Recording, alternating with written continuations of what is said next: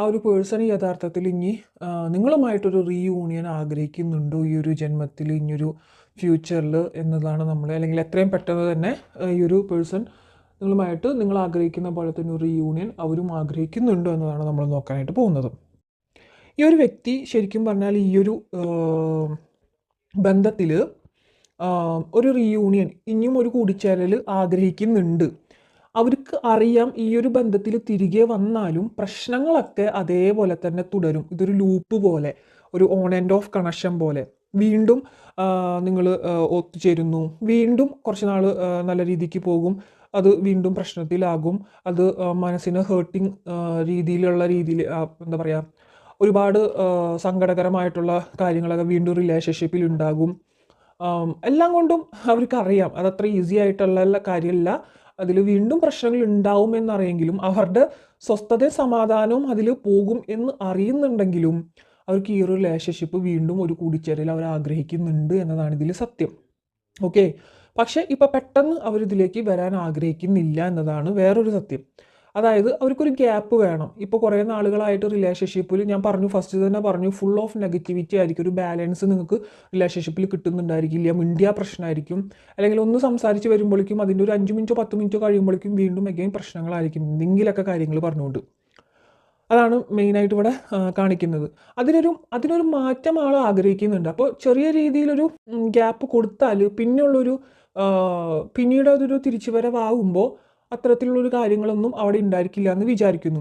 And നിങ്ങളും of course ഇന്നയാൾ തിരിച്ചു വരുമ്പോൾ പഴയ കാര്യങ്ങളെല്ലാം, നിങ്ങളുടെ റിലേഷൻഷിപ്പിൽ എന്തൊക്കെ നടന്നിട്ടുണ്ടെങ്കിലും പഴയ കാര്യങ്ങൾ പറഞ്ഞുകൊണ്ട് വീണ്ടും അത് കുത്തിപ്പൊക്കി അത് പ്രശ്നങ്ങൾ ഉണ്ടാക്കാതിരിക്കാനായിട്ട് ശ്രമിക്കുക. ഇനിയൊരു തുടക്കം, അതൊരു ഫ്രഷ് തുടക്കമാകാനാണ് അദ്ദേഹം ആഗ്രഹിക്കുന്നത്. ഒരു റീയൂണിയൻ ആൾ ആഗ്രഹിക്കുന്നുണ്ടെങ്കിൽ അതങ്ങനെ ഒരു തുടക്കമാകാനാണ് അദ്ദേഹം ശരിക്കും ഇവിടെ ആഗ്രഹിക്കുന്നത്. പഴയ പോലെ ഒരു നെഗറ്റിവിറ്റി, ഒരു ബാലൻസ് ഇല്ലായ്മയോട് കൂടിയിട്ട് എങ്ങനെയാണോ നിങ്ങളുടെ ബന്ധം തുടങ്ങിയത് ആ ഒരു സമയത്ത് നിങ്ങളുടെ എനർജി എങ്ങനെയായിരുന്നു, പരസ്പരമുള്ള ബഹുമാനം, കെയർ, സപ്പോർട്ട് ആൻഡ് ആ ഒരു ക്യൂരിയോസിറ്റി, ആ ഒരു ഇൻട്രസ്റ്റ്, അതേപോലെ തന്നെ തിരിച്ച് വീണ്ടും വേണമെന്ന് ആളിപ്പോൾ ആഗ്രഹിക്കുന്നുണ്ട്. അത് നിങ്ങളും ആഗ്രഹിക്കുന്നുണ്ട്. സോ അവരിനി തിരികെ വരുമ്പോൾ പഴയ കാര്യങ്ങളെല്ലാം പറഞ്ഞുകൊണ്ട് നിങ്ങൾ ഒരിക്കലും പ്രശ്നങ്ങൾ ഉണ്ടാക്കാതിരിക്കാൻ ശ്രമിക്കുക. നല്ലത് മാത്രം പറയാം. നമ്മളുടെ ലൈഫിൽ മുമ്പ് അങ്ങനെ ഉണ്ടായിരുന്നു, ഇങ്ങനെ ഉണ്ടായിരുന്നു, നിങ്ങളുമായിട്ടുള്ള കുറേ നല്ല നല്ല മെമ്മറീസ് അതൊക്കെ എടുത്ത് പറയാനായിട്ട് ശ്രമിക്കുക. ഓക്കെ,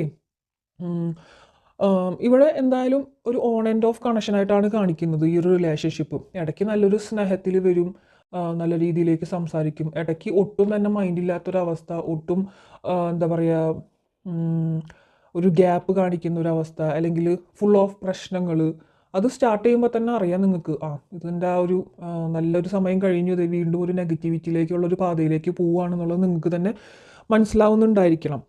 ഓക്കെ, ആൻഡ് നിങ്ങൾക്ക് ഈ ഒരു പേഴ്സൺ ഞാൻ പറഞ്ഞു വളരെയധികം സപ്പോർട്ട് തന്നിരുന്ന ഒരു പേഴ്സണാണ് എല്ലാ കാര്യത്തിലും. നിങ്ങളും ആദ്യകാലങ്ങളിൽ എല്ലാ കാര്യം സപ്പോർട്ട് കൊടുത്തിരുന്ന ഒരു വ്യക്തിയാണ് ഈ ഒരു പേഴ്സണ്. നിങ്ങളിൽ നിന്നും എല്ലാ തരത്തിലുള്ള സപ്പോർട്ടും സ്നേഹവും കെയറുകളൊക്കെ ഉണ്ടായിരുന്നു. പക്ഷേ ലാസ്റ്റ് കുറേ നാളുകളായിട്ട് നിങ്ങളുടെ റിലേഷൻഷിപ്പിൽ അങ്ങോട്ടും ഇങ്ങോട്ടും കോൺഫ്ലിക്ട്സുകൾ മാത്രമാണ് നടക്കുന്നതെന്നാണ് കാണിക്കുന്നത്. നിങ്ങൾ പറയുന്നത് അദ്ദേഹത്തിനും അദ്ദേഹം പറയുന്നത് നിങ്ങൾക്കും അങ്ങോട്ട് ആക്സെപ്റ്റ് ചെയ്തതിൽ സമ്മതിച്ച് കൊടുക്കാൻ പറ്റാത്തൊരവസ്ഥ, അല്ലെങ്കിൽ നിങ്ങൾ ചിലപ്പോൾ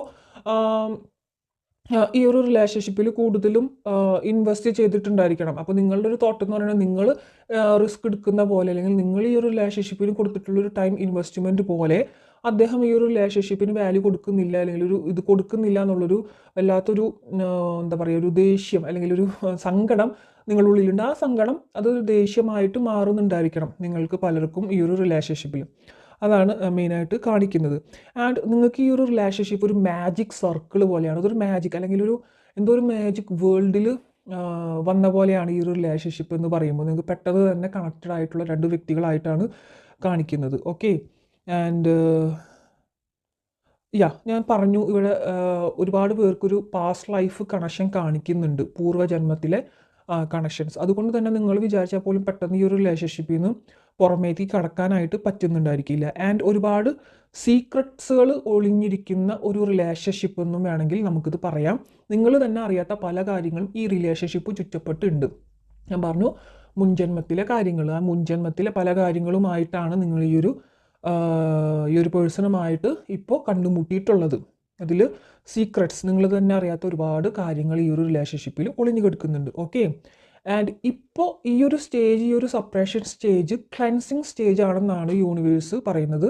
ആൻഡ് അദ്ദേഹത്തിൻ്റെ മനസ്സിലും അങ്ങനെ തന്നെയാണ്. ഒരുപാട് ക്ലെൻസ് ചെയ്യാനുണ്ട്. നെഗറ്റിവിറ്റി ഒരുപാട് ഈ റിലേഷൻഷിപ്പിൽ തളം കെട്ടി കിടക്കുന്നുണ്ട്. അതൊക്കെ ഒന്ന് ക്ലെൻസ് ചെയ്യണം. അതിനിപ്പോൾ ഒരു ഗ്യാപ്പ് എടുത്തേ മതിയാവും എന്നുള്ള രീതിയിലാണ് ഇപ്പോൾ അദ്ദേഹം മാറി നിൽക്കുന്നത്. അദ്ദേഹത്തിന് അറിയാം തിരികെ വന്നാലും എപ്പോഴും വീണ്ടും പ്രശ്നങ്ങൾ തന്നെ ഉണ്ടാകും. അതിനൊരു മാറ്റം ഉണ്ടായിരിക്കില്ല.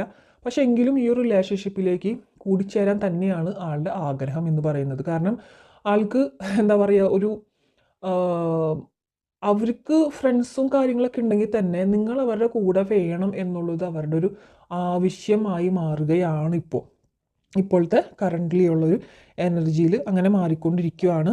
ഫോറിനിലൊക്കെ നിൽക്കുന്ന ആൾക്കാരായിട്ട് കാണിക്കുന്നുണ്ട്. പുറമെ ഒക്കെ നിന്ന് ജോലി ചെയ്യുന്നവരും പഠിക്കുന്നവരായിട്ടും ഉള്ള ഒരു എനർജി ഇവിടെ കാണിക്കുന്നുണ്ട്. ഞാൻ പറഞ്ഞു, നിങ്ങൾ തമ്മിൽ ഒരുപാട് പേർക്ക്, ഈ വീഡിയോ കണ്ടുകൊണ്ടിരിക്കുന്ന ഒരുപാട് പേർക്ക് ഇവിടെ റീബർത്താണ്. കാരണം കഴിഞ്ഞ ജന്മത്തിൽ ഈ ഒരു പേഴ്സണുമായിട്ടൊരു കണക്ഷൻ ഉണ്ടായിട്ടുണ്ട്. നിങ്ങളുടെ 2 പേരുടെയും റീബർത്താണ് ഈ ഒരു ജന്മം എന്ന് പറയുന്നത്. റീബർത്ത് എന്ന് പറയുമ്പോൾ നിങ്ങൾക്ക് ഈ ഒരു ജന്മം നിങ്ങൾ കോണ്ടാക്റ്റിൽ വരണം എന്നുള്ളത് അത് നിയോഗമാണ് എന്നതാണ് ഇവിടെ പറയുന്നത്. ആൻഡ് റെസ്പോൺസിബിലിറ്റി, ആ ഒരു പേഴ്സൺ ഒരുപാട് റെസ്പോൺസിബിൾ ആയിട്ടുള്ള ഒരു പേഴ്സൺ ആയിരിക്കണം. മേ ബി വേറെ മാരീഡ് ആയിട്ടുള്ള ഒരു പേഴ്സൺ ആയിരിക്കാം. റെസ്പോൺസിബിലിറ്റി ഇവിടെ കാണിക്കുന്നുണ്ട്. ഒരുപാട് റെസ്പോൺസിബിലിറ്റി ഉള്ള പേഴ്സൺ ആയിട്ടാണ് കാണിക്കുന്നത്. മേ ബി എന്തെങ്കിലുമൊക്കെ ഒരു ബിസിനസ് ചെയ്യുന്ന ഒരു വ്യക്തിയുമായിട്ട് കാണിക്കുന്നുണ്ട്.